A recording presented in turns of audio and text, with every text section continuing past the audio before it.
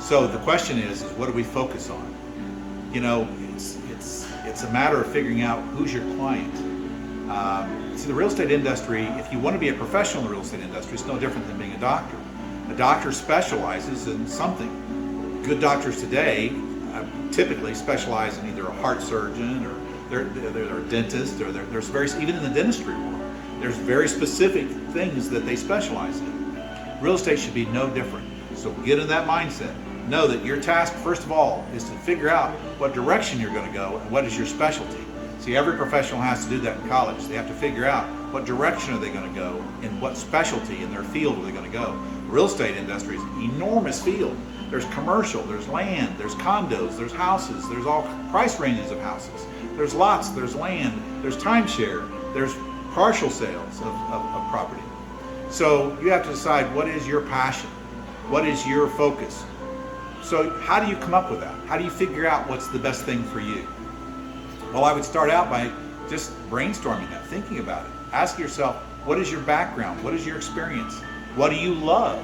What do you personally like? And that isn't just centered in on what type of product. That's a part of it. But then there's also the geographical area. So you need to believe in the area that you're selling. Because believe me, location is the key to the real estate industry. If you don't believe in it, guess what? Almost impossible to sell to somebody else. So if you don't live in an area that you believe in, good luck selling real estate. You know, it's kind of like selling Mercedes-Benz when you drive a Chevy. Just saying. So you need to really zero in on that. And that geographical is not just a town or a community. I mean, if you live in Los Angeles, there's a lot of different communities in Los Angeles, or St. Louis, Missouri. It doesn't matter. There's different sections of that town. So you have to ask yourself, what section of that town do I believe in? What section of that town am I familiar with? What section of that town do I want to be familiar with? You may not even live there yet. You may say, I want to live there. I aspire to live there. You have to decide what fits your personality and your ability. So you have to figure out geographical location, price point. What price point of product are you going to specialize in?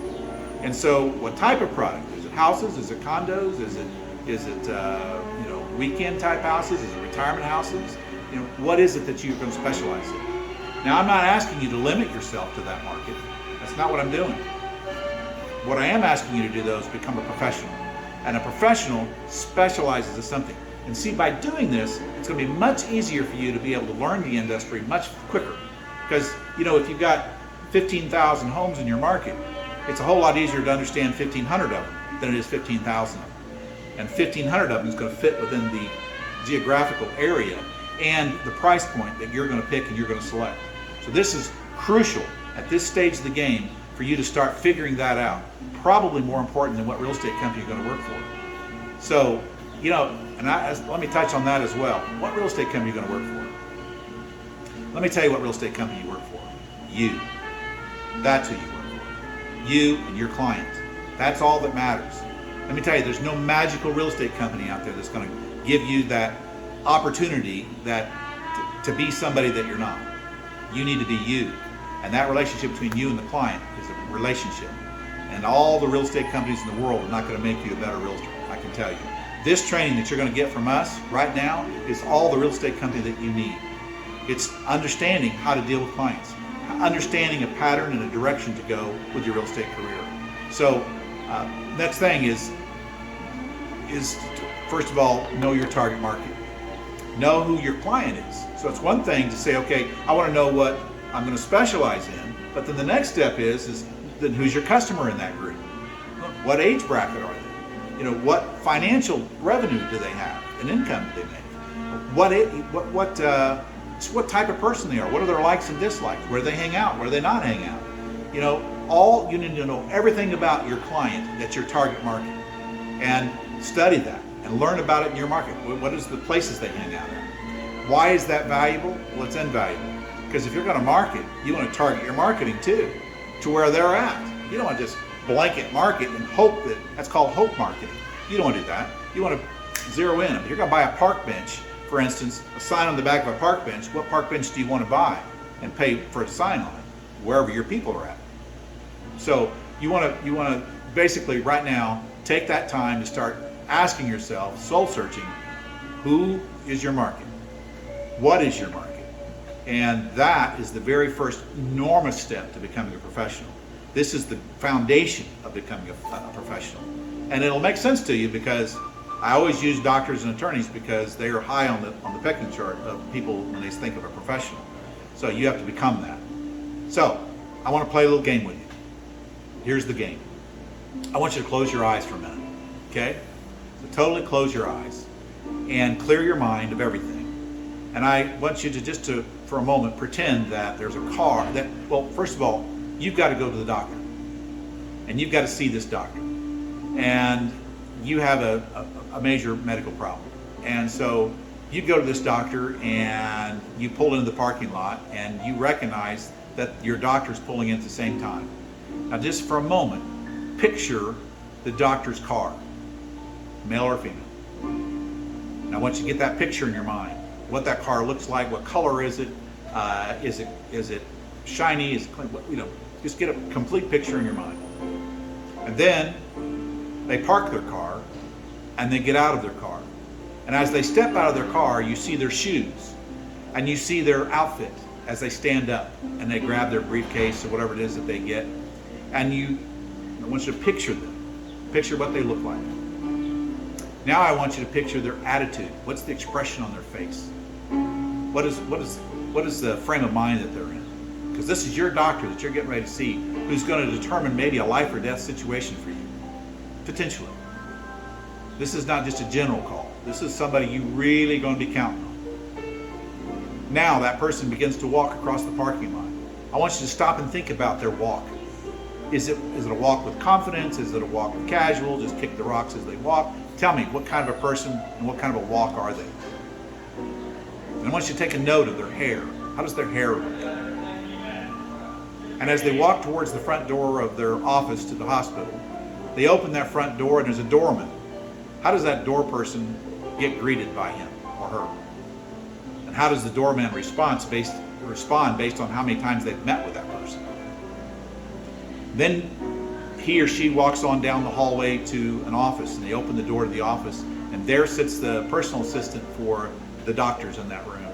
And there's the same kind of situation that happens. They greet each other. How does he or she greet that personal assistant? And how does that personal assistant return the greeting? So now he or she walks on down, your doctor walks on down the hallway and opens the door to their office. And you step in behind them with your video camera and you're videotaping all of this. And you look around the room and you see what's on their desk. And you see what's on the shelves over on the corner. What items are there? Then ask yourself, what is a professional? Professional is what you just pictured. So now I want you to do another exercise. Keep your eyes closed.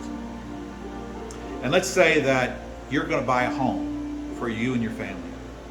This home is most important thing to you and your spouse. And you want to buy the best home, best purchase, best value, best property. And it's essential that you get the right house because you're moving your family, maybe from one part of the country to another.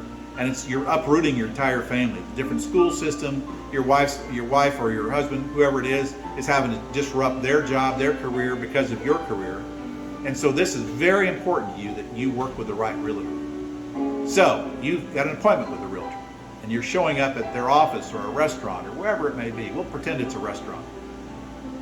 So in your visualization, you pull your car up and you stop and you get out of your car. And there is this realtor pulling up. Again, same exercise as the doctor. Picture what kind of car they drove up in. What's that car look like? As they get out of the car, same thing. You see their shoes. You see them stand up, he or she. And as they stand up, you look at their attitude, their frame of mind that they're in. Because it's important to you. And they walk towards you. Think about how they walk towards you. What is their walk? How do they approach you? And then ask yourself, what does their office probably look like? What does their life look like? Is it organized? Is it disorganized? What does their hairstyle look like? Picture everything you can think of about that individual. Now, open your eyes. what I'm going to say to you is crucial to the career of your real estate. Become the person you just pictured. Do everything in your power to become that person as fast as you physically can. And if you can't afford the car that they drove up in, then do the best with the car that you have. Ask yourself these questions. When that car pulled up, were they reckless in their driving? Probably not. When they parked their car, did they park it square to the parking lot? Probably. Attention to detail. When you walked by their car and you glanced down in it, was there clutter in their car, or was it really organized? My bet is it was really organized. And when they stepped out of their car, what did they look like? What did their shoes look like? I bet the shoes looked really sharp. I bet they look like they care about their shoes. My guess is they probably even had good quality shoes on because they're successful. My guess is, and only you would know this, but their outfit was nice and it was sharp and they looked sharp. Their hair looked good. They looked like they took pride in their life and their career. And my bet is too that they had a kind of a semi-smile on their face, or maybe a big smile. They were kind of jovial, happy. Because guess what? Your spouse needs to like them too, or otherwise you're going to have a rough time ever making a conclusion to buy a piece of real estate. And my guess is that the way they approached you was with a little hop in their step, and a smile got bigger as they approached you. And their hand was extended to yours before yours was extended to them. See, I next want you to understand the value of walking, talking, acting like a realtor, acting like a professional. Be the professional that you just visualized in your mind. Okay?